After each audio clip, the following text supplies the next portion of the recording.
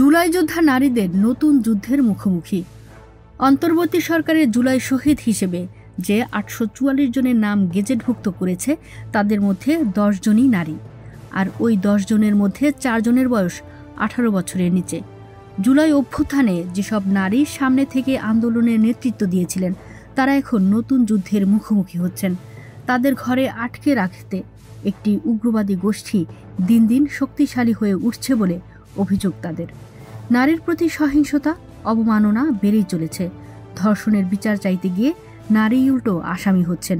নারীর অবমাননাকারীদের ফুলের মালা দিয়ে বরণ করা হচ্ছে। জুলাই যোদ্ধা নারীরা এখন সামাজিক যোগাযোগ মাধ্যমে হেনস্থার শিকার হচ্ছেন। তাদের জীবন দুর্বিষহ করে তোলা হচ্ছে।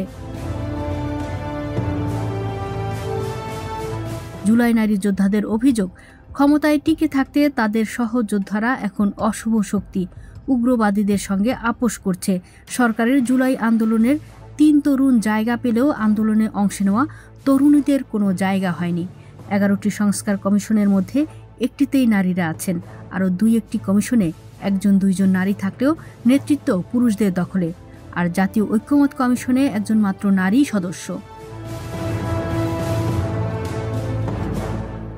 ২৮শে মে বিকেলে চট্টগ্রাম প্রেস ক্লাব এলাকায় নারীকে লাথি মারা আকাশ চৌধুরী আটক হলেও জামিনে মুক্তি পাওয়ার পর তাকে ফুলের মালা দিয়ে বরণ করা হয়।